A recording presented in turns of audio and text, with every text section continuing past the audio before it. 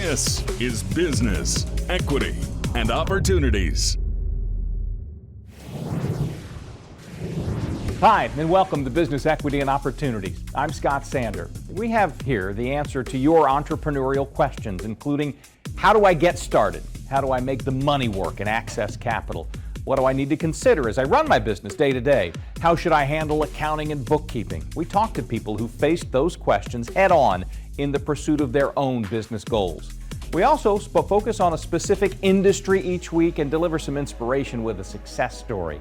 We're here with a new show every Sunday on Wish TV. We're also live streaming now on wishtv.com. We post each of our 7 weekly segments from past shows on our website. It's beoshow.com. Scan the QR code on your screen right now. That's the quickest way to get there during this hour. While you're there, listen to the Business, Equity, and Opportunities podcast on the All Indiana Podcast Network, and you'll find the link to subscribe to our weekly newsletter that we update every Tuesday. For this hour, though, let's get to the business of business. Here's what's coming up today on Business, Equity, and Opportunities. We preview the upcoming Shape Your Future Summit. A new memorial honors a local legend. Ty Shea talks reviews and raises.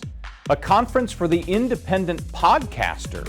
And remember the Alamo Draft House is coming to town.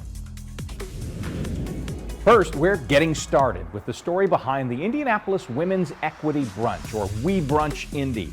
The next quarterly brunch is coming up November 5th at the Biltwell Event Center in Indianapolis. The topic, Women Building Generational Wealth. We talked to a co-founder of the event, Danisha Posey. This is Business, Equity, and Opportunities. Getting started.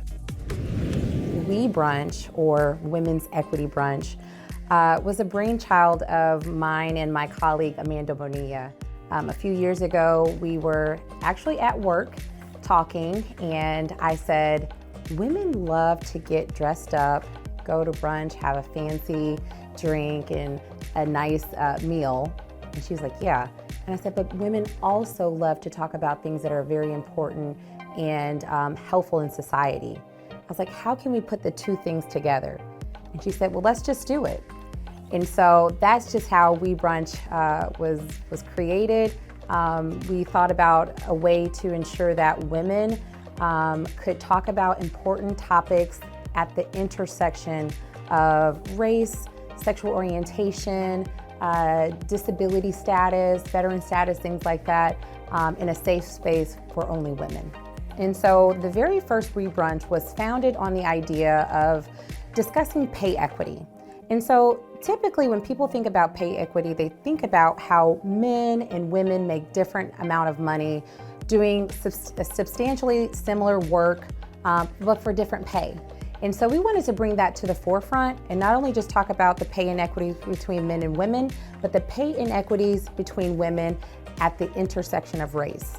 And so for every dollar a white man makes in Central Indiana, an Asian woman makes 85 cents, a white woman makes 76 cents, a black woman makes 58 cents, and a Latino woman makes 53 cents. And so we wanted to bring that to the forefront of the conversation, that even between women there are inequities, and how should women rise together to advocate for all women to ensure that we could create more equity in areas such as pay. We found that through our brunches, women were able to connect with one another in ways that they hadn't been able to before. Especially coming out of the pandemic where people have been leery to get back together in person.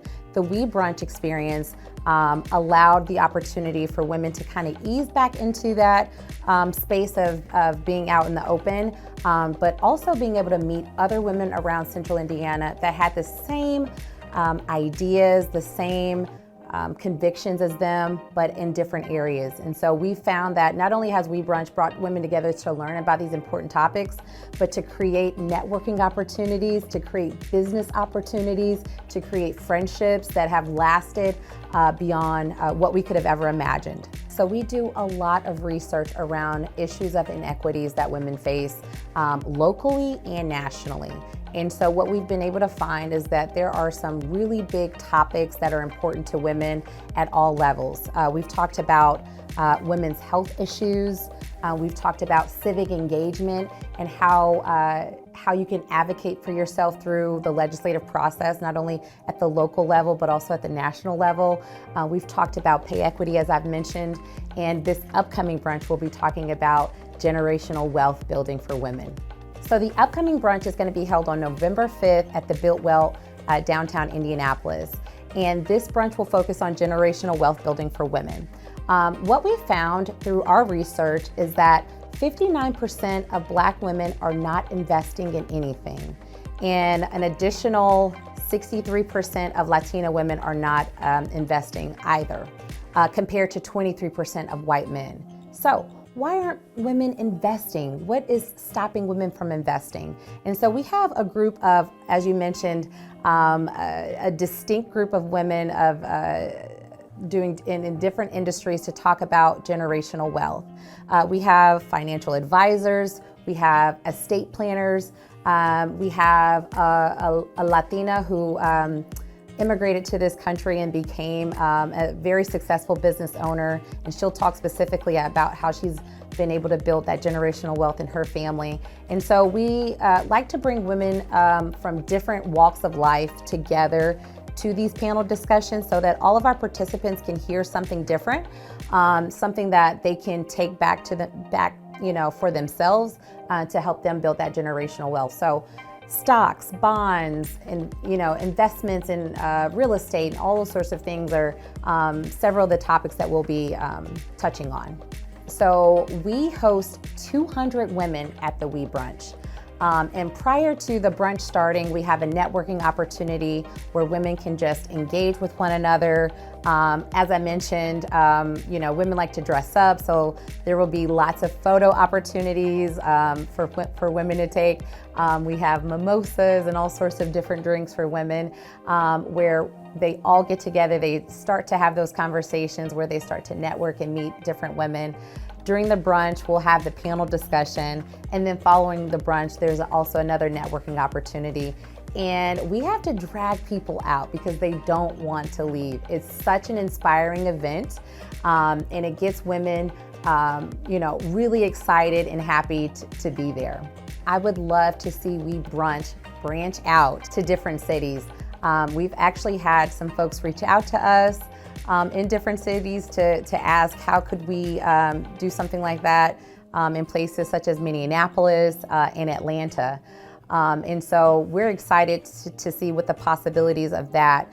Additionally, we really want to focus on how do we ensure that the research that we're doing and the panel discussions that we're having is actually creating some systemic change in Central Indiana, for example. And so we don't want to just have the brunch and have these great conversations. We want to see where they can lead. And so that is really the next step of We Brunch. How are we ensuring that the things that we're talking about really create some advocacy for women and create some positive change? It feels so amazing to do the work that we're doing at We Brunch. I actually bring my 9-year-old daughter with me to every brunch. She's the only little kid there. I've given her the opportunity to even be on stage. She kind of wrote some remarks her own self and was able to say that in front of 200 women. And so just the power that this creates, not only for myself and for other women, but to look at the generations that are coming after us. How are we creating something today that can make a positive change for the generations after us?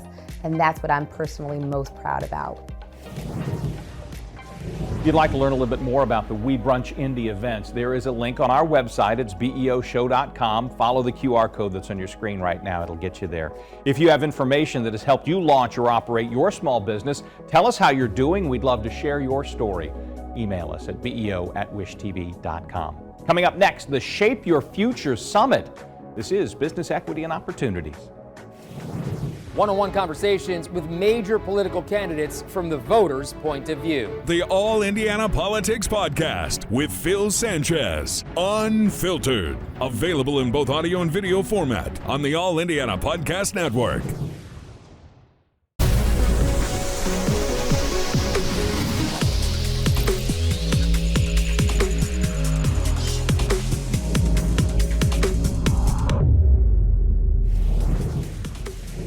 In a It is time on Business Equity and Opportunities to talk accessing capital. Indy Hub is an organization that aims to engage, empower, and embrace 20 to 30-somethings of all backgrounds and lifestyles who live and work in our area.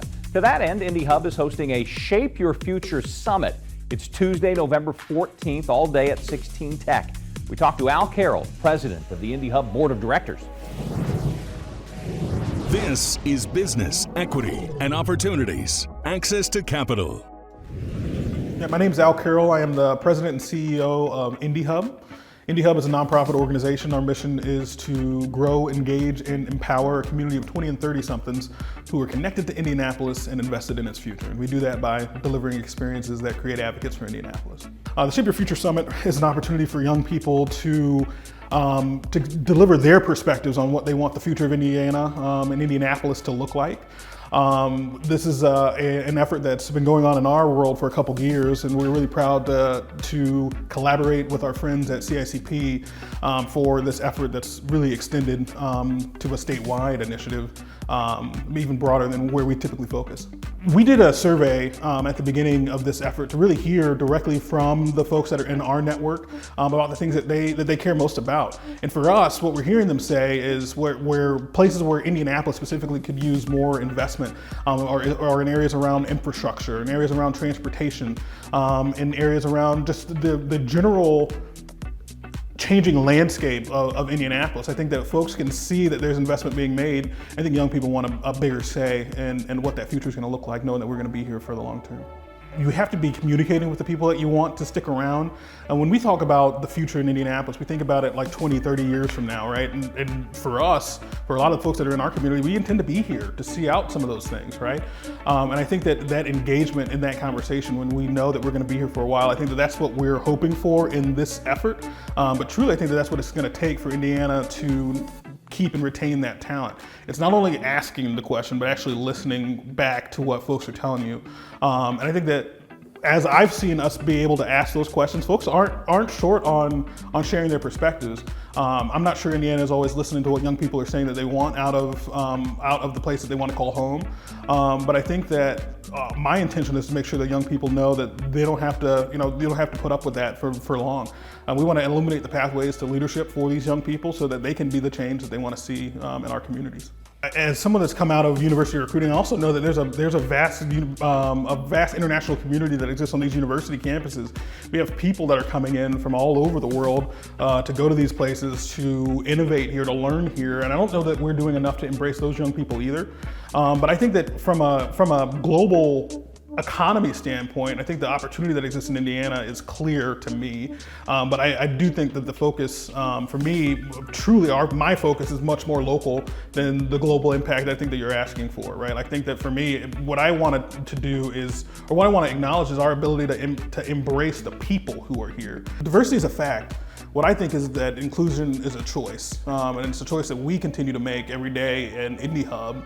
But when I think about the global community in Indianapolis, I think about the people that are here, and all of the diverse backgrounds that make up the diverse cultural backgrounds that make up our community.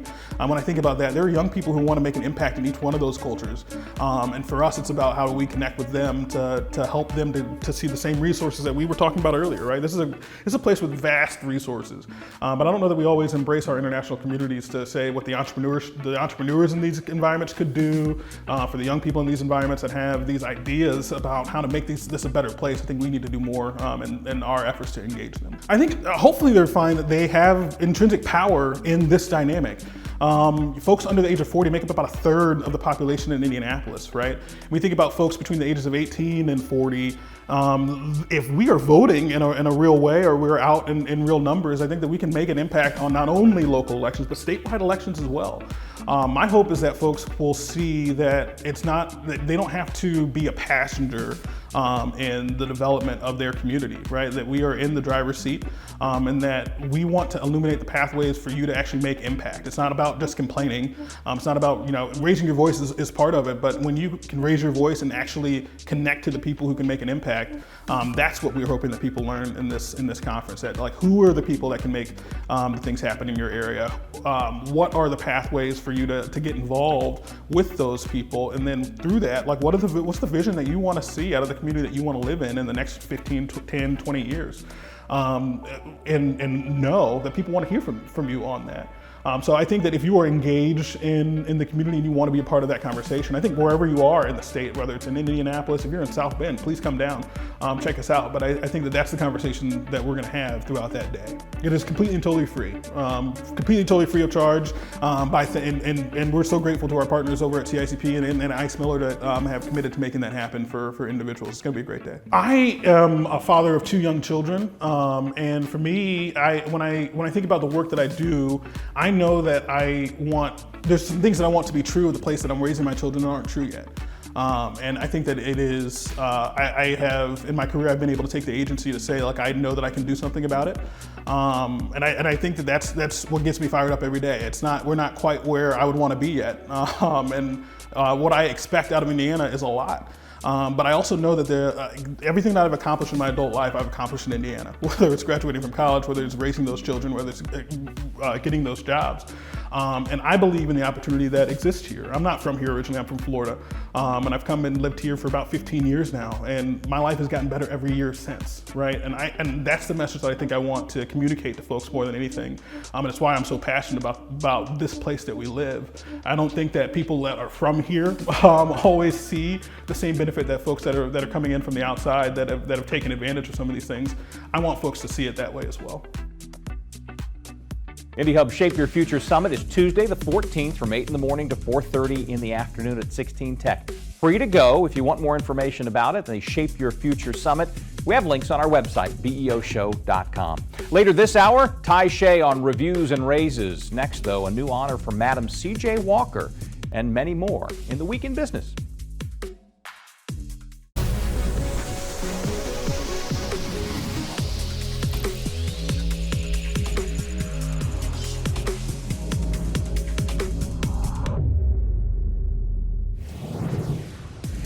Welcome back to Business Equity and Opportunities. Time for the Week in Business.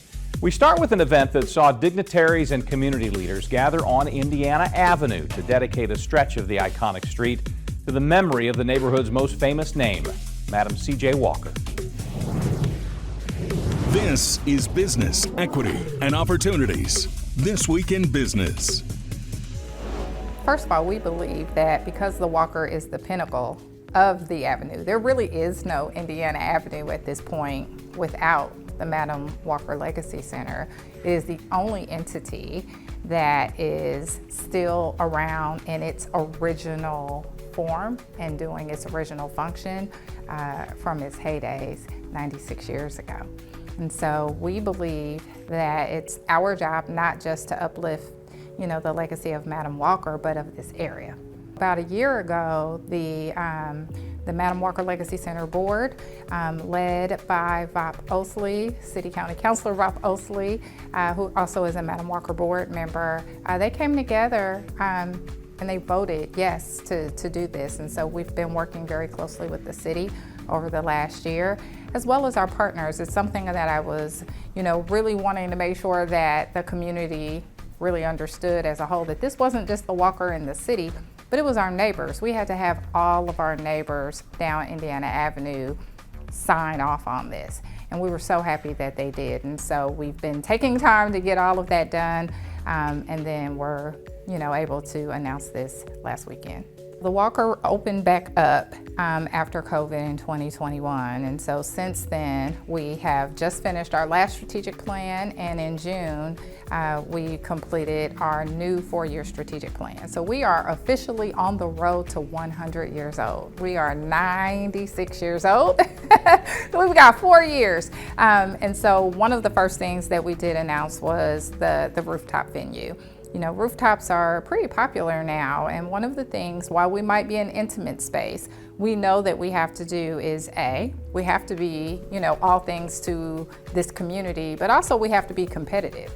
And indoor-outdoor spaces are important to, you know, to most venues now, and we want to make sure that we're being competitive by having one ourselves. And so we're really excited about that. But, you know, more importantly, the Walker is now 100% debt-free. And so one of the last pieces of the last strategic plan was for us to unload the investment management properties that we had along the avenue. And so by doing that, we had a parcel in the 500 block and then one right next door. And they both have now been sold to what we feel are developers that are also strong community partners. And being able to do that has given us the opportunity to be debt-free, but also to be able to create an endowment so that the Walker can be financially sustainable moving forward.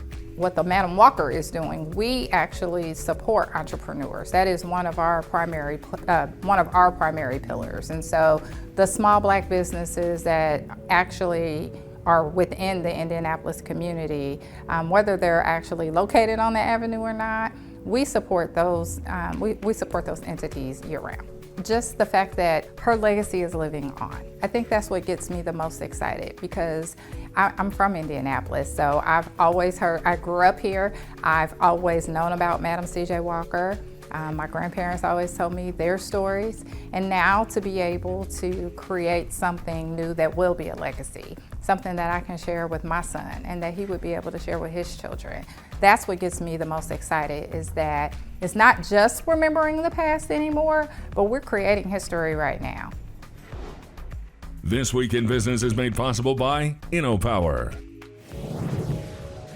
If your business has an event you'd like us to mention in this segment on our show, send us an email at least 3 weeks ahead of time at beo@wishtv.com. Coming up, how to turn your passion into a podcast. Before that, though, accounting and bookkeeping with Ty Shea. This is Business Equity and Opportunities. This is Business, Equity, and Opportunities, Accounting and Bookkeeping. Business Equity and Opportunities always keeps accounting and bookkeeping issues in mind, and Ty Shea is one of the frequent voices we hear from because of that. Chief Financial Officer for Circle City Broadcasting, which means he minds our money here at Business Equity and Opportunities. Ty, thanks for being with us. Want to kind of dovetail on a conversation we had not long ago about budgeting for the year ahead and dig into one area that the entrepreneur probably wants and hopes to be able to do, but if you don't do this the right way, it may be tough. Personnel raises, and of course the review process that goes with them. You think of it as a human relations issue, but this is a money matter as well. No question, and I agree. This is an extension of your budgeting process, and as you come to year end, for many businesses, personnel costs are the number one expense driver on your income statement, and so it is obviously what that also means is personnel are also probably your most important asset in your building as well. And so, the goal is always, I think, from a responsible business owner to treat your personnel properly and respectfully and retain good people. Because retraining folks is a really expensive process, and it's far more efficient to retain good people that are contributing and helping your business success than being in a state of constant turnover. But what I've found in businesses I've been associated with is it's important to have a good review process in place on at least an annual basis so that your folks are getting good feedback. You can properly evaluate their contributions to the company and certainly reward those when possible for those efforts. And this, again, may be more of a direct human resources question, but it again folds through the ledgers as well. When you do that review process, it strikes me that may be the time for you, the business owner, the entrepreneur, to realize what a person's real value is as well. When you put it down there in black and white, it's not just about, oh, it feels like this person's great for me. Either your review process may tell you, yeah, or maybe it's not quite like you thought it was. Yeah, and ideally, if you're, as a company, if your review process is operating properly, your employees shouldn't be surprised by anything that comes out at the end of a year-end interview with their supervisors. Ideally, there is kind of a constant feedback between folks throughout the year, because that, if there's any surprises to an employee as part of this year-end process, it probably means their supervisor hasn't been communicating with them throughout the year as much as they should. And so, in a perfect world, there shouldn't be too many surprises that come out for the employee. But yes, perhaps for upper management, it is an opportunity to kind of step back and say, wow, this person really has done a lot. This person has stepped up consistently over a period of time. And maybe it's time we recognize that person. Turning it back to the dollars and cents then, if we know that, you could have lost or won fortunes trying to predict inflation numbers over the last year and a half. Mm-hmm. How do you do that in your budget? How do you say, okay, I want personnel expenses to grow this year? Is there a simple formula? How does it work? No, I don't think there is a formula. I think you take it into account, certainly, and try and project as best you can based on what the experts are saying, but it also has to fit within your model, right? If you're projecting sales to decrease by 3%, it probably doesn't make sense to increase your most expensive line item by 15% and give everyone a bunch of raises and then realize, oh, we're overstaffed and we can't support this model. And so there's certainly a balance there where you have to make sure that you can cover your expenses as well. Another good argument for a clear line of communication, so there are no surprises. No question. When it comes time to have that conversation. Ty Shea, always good perspective. We appreciate it. Thank you, Scott. Later, our industry focus is on a new theater, next step in the rebirth of the Lafayette Square area. Before that, though, podcasts and your business. Stay with us.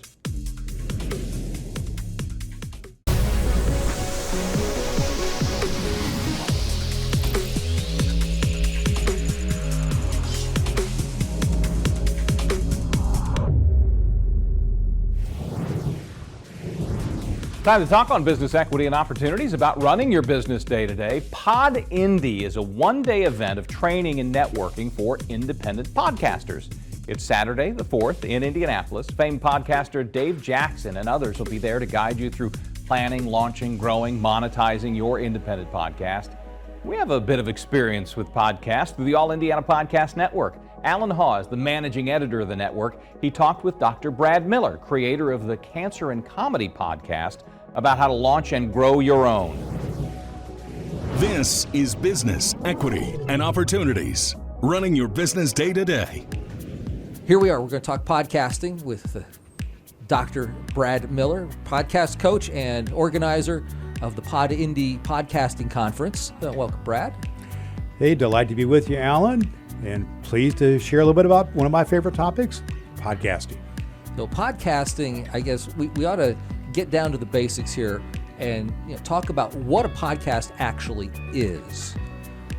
A podcast is a recorded message. It can be very brief, it can be very lengthy, and can oftentimes can be time shifted, which means it can be recorded and then the person who listens to it on their phone or on their computer can listen to it whenever they want to. It makes it a little different than broadcast, which it's a time frame. You have a certain time that you need to listen to the DJ or to the television program, whatever it is, but you can listen to a podcast at any time. So over the years, podcasting has grown, and now it's gotten to the point that we now have a podcasting conference here in central Indiana. Absolutely. Pod Indy, podindy.com is coming to Indianapolis on November 4th, 2023. in Whiteland, Indiana. It's going to be held, the venue's going to be at the Heaven Earth Church at 309 East Main Street. That's right across from the Whiteland Community High School. And what that is just a one-day event, one afternoon really, 12 to 5. And the organization I'm part of, the podcast that I do, which is called cancerandcomedy.com, is bringing in a Hall of Fame podcaster, Dave Jackson, to headline the event. And we're just going to focus in on how people, independent podcasters, can plan, launch, grow, and monetize their independent podcast. And we've got some local legends, including one Alan Hall from the All Indiana Podcast Network. Who's going to be there. And it's, as far as I know, Alan, maybe you can help date me here. It's the first live podcasting event in Indy, maybe ever, but at least for a long time. The first one that I know of. Yeah. And so now podcasting for you has grown to the point where you want to organize an event for other podcasters, such as Pod Indy. So who are you hoping to reach with Pod Indy? I want to reach people who are the independent podcasters. That is the people who have an idea, a passion, and they want to get the word out there. I mean, maybe it's your passion about your niche hobby, or it could be your passion about the business that you have and to tell the world about what it is that you do and how you can help them through what you do. Oh, yeah. There's people who are business consultants and coaches and things like that. There are also people who do things like knitting, and do things like sales for trinkets and things like this, building model boats. I've heard of all kinds of podcasts where people can talk about whatever their passion is. They're able to talk about it and get it out there. And but not everybody is always well versed in kind of the how-to do it. And that's why we've created podindy.com to help those people who are listening to our voices here today think, I just need a little push here, a little opportunity to give a little bit of training to get me going. And if you come to podindy.com, we're going to help you do just that, to get your podcast out of your head, into the microphone, and out to the world. So if somebody goes to Pod Indy with an idea that they want to bring into the world, and just maybe need somebody to help hold your hand as you go through the process, what are they going to get at Pod Indy? What they're going to get at Pod Indy is Dave Jackson is a Hall of Fame podcaster. He is our key leader through the whole day.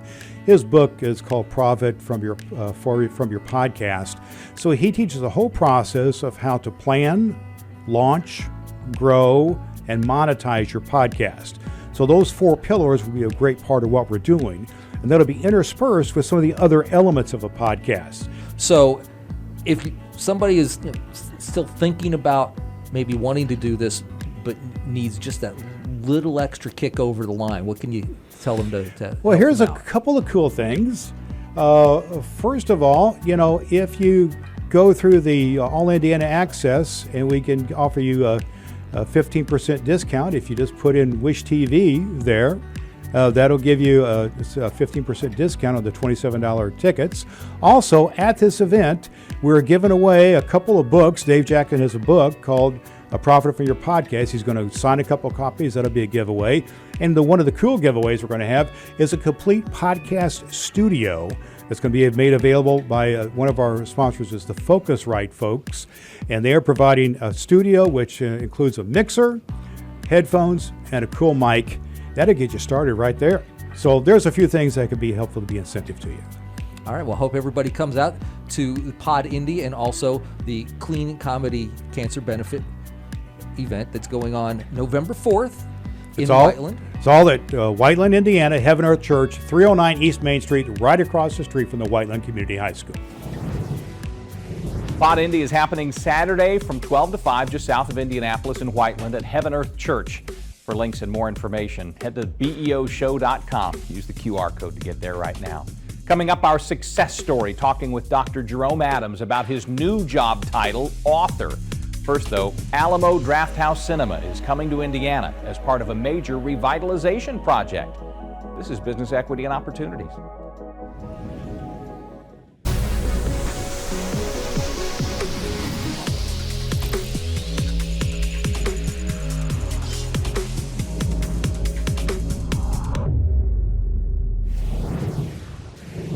Welcome again to Business Equity and Opportunities. Let's focus on an industry. Last week, the focus was on Lafayette Square Mall neighborhood and the plans from Soho's Capital to revitalize the area.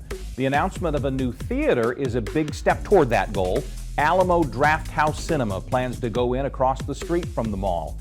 We talked to the founder of the chain, Tim Lee, about coming to the Midwest. This is Business Equity and Opportunities. Industry Focus. I'm Tim League. I'm the founder of Alamo Drafthouse Cinema, which is a movie theater. It's been around since 1997. It started off as a single-screen movie theater.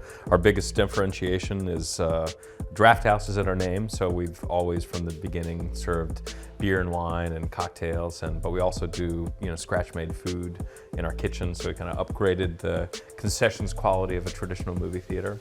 And we're also known for having a really diverse mix of interesting programming, from big blockbusters to classic films to independent films. Maybe the biggest change in terms of business is the instant feedback loop that we have today. So, on the movie side, if you had a movie that wasn't very good, and you tried to squeeze it out to market, you would hold back reviews and you wouldn't tell people that it's bad. And then, and you'd get a great opening weekend if your marketing materials were good. But nowadays, the first humans that see the film, they immediately go online and the reviews propagate immediately.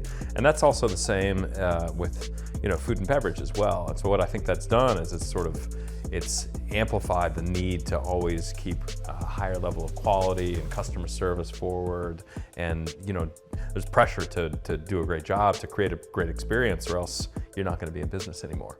So we're in the out-of-home experience business. So no matter how many things or how many streaming services there are, every once in a while you want to get out, you want to be amongst people, you want to have an experience.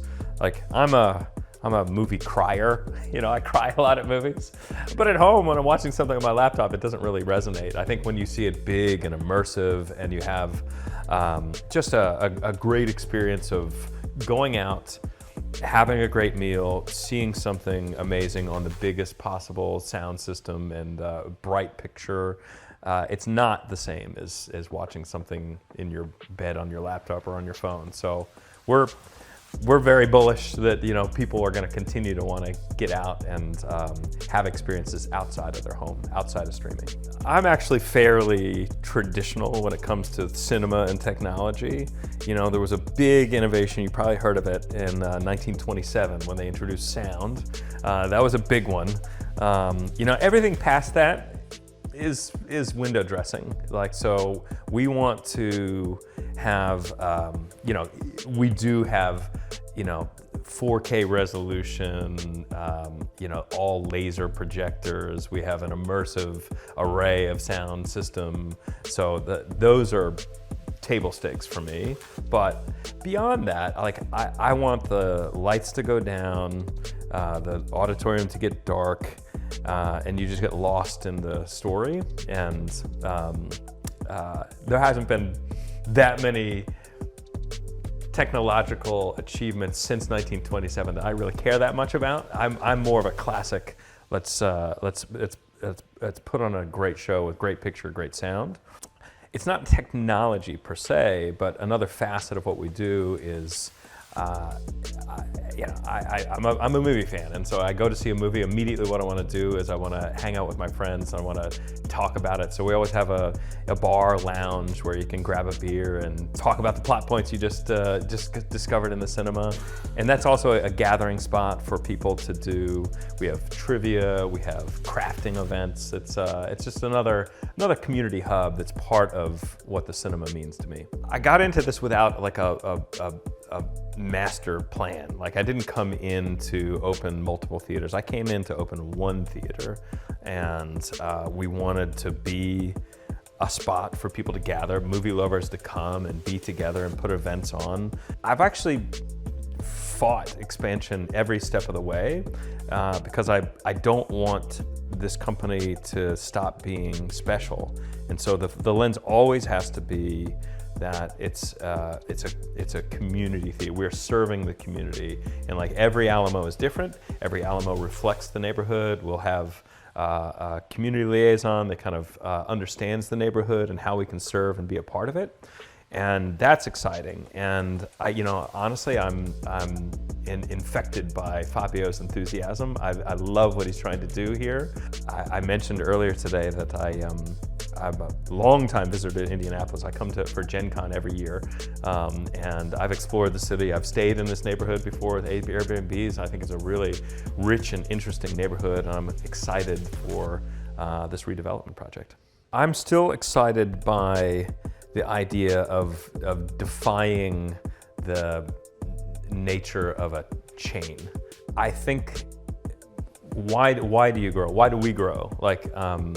I like to continue to grow because I feel like with every new location, there's a new community that we can introduce a wider array of films. So I love to support independent films. So we make money on Barbie, we make money on Oppenheimer, but we support a huge array of independent films, and I'm always excited about the next generation of young filmmakers who, we can play a small role in developing their career and being there to support their films in a cinema, which is really meaningful to me and meaningful to a lot of them. So I'm excited to be able to play my role to support the real creatives who are actually making beautiful stories. Industry Focus is made possible by Circulus Digital Media. If you're interested in starting a business and you'd like to revisit any of our industry focus segments or anything we've done, please visit us at BEOshow.com. Then share those segments with family, friends, business partners through Facebook, Twitter, LinkedIn, email. Go to BEOshow.com, find the video you're interested in. There's buttons right below to share. It's just that easy. When we return, our success story is one of Indiana's favorite sons candidly shares the successes and setbacks of trying to keep America safe during the pandemic.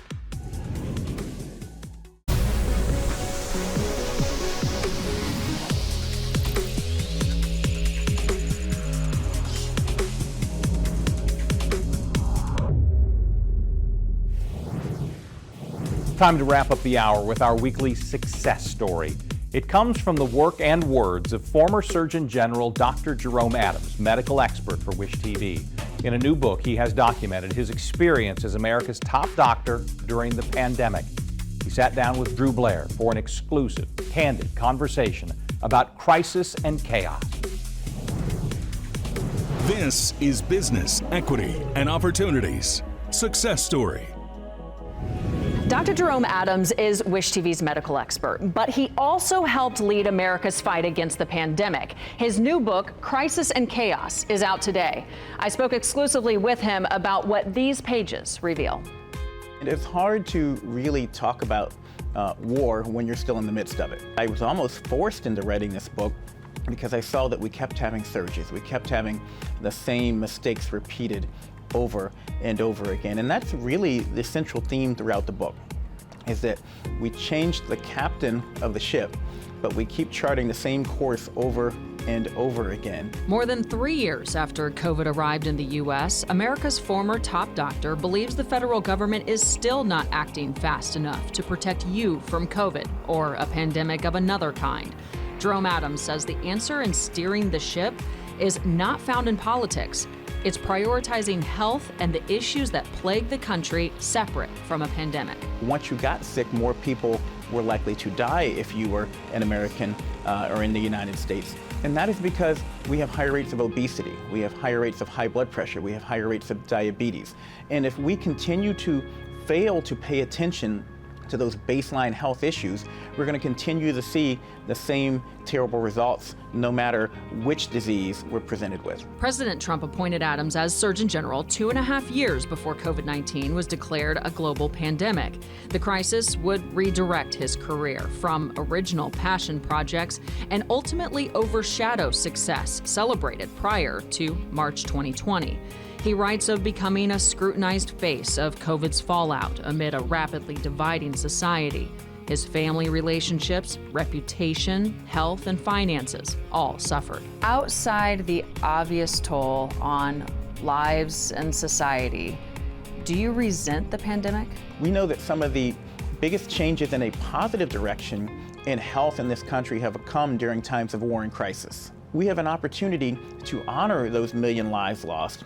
And I say honor them because we can use them to save exponentially more lives in the future if we reflect on the lessons that the pandemic taught us. What about you as a doctor, as a husband, a father, on the personal level, the pandemic's toll on you? Well, I admit I have PTSD, and I mean that very honestly. It was very jarring for me to be in a situation where I was trying to be the nation's doctor, but everything that I said and did was framed through the lens of politics. And not just on me, but on my wife, as I mentioned, who was dealing with stage 4 cancer at the time. And for my kids, who had to go to school in Washington, D.C., which is a very political city. Their classmates knew who I was, and they had strong feelings one way or the other about the person who I was working for. Are you in any way thankful for the pandemic? Not that it happened, but that if it were going to happen, no matter, that you had that place at the table that you mentioned so often in the book. I come from a military family. I believe in service. I come from a religious family. I believe that no one in the Bible actually wanted to be where God put them. I think God put me there for a reason, and that reason was to be a voice for many of those marginalized individuals. So from that standpoint, if the pandemic was going to occur one way or the other, I'm thankful that I was there. Was this therapeutic? It was therapeutic to think back through how far we've come. We have tools that we didn't have in 2020 when we were scared to death. And we leverage those tools to protect ourselves now and in the future, including improving our baseline health and creating healthier communities. Then we'll be in a better place. And to me, that's not just therapy, that's actually ultimately the remedy for us all. Dr. Adams tells me the first step in better preparing for inevitable future health crises is to check our biases. He says it's not his job as a doctor to declare who should run our country. His hope is that more of us share a goal to not let politics get in the way of our ability to have important health conversations. Drew Blair, Wish TV. That is today's Business Equity and Opportunities. As always, thanks to all of today's storytellers. If you want more information about the topics we've covered today, find the links on our website, beoshow.com. While the hour is still here, you can use the QR code on your screen. It'll take you right there. While you're there, look for past segments of the show from each of our 7 weekly topics. Watch them, download them, use the buttons right underneath to share them with anybody you think can use them. Please listen to and subscribe to our Business Equity and Opportunities podcast. It's all part of the All Indiana Podcast Network. Sign up for the newsletter that we update every Tuesday. And if you have questions or a success story to share, we want to hear those. Send us an email at beo@wishtv.com. We'll see you next week for more Business Equity and Opportunities. Till then, have a great day. Business, Equity, and Opportunities, made possible by InnoPower, Bose McKinney & Evans, Gemco, Fifth Third Bank, and Indiana University, Indianapolis.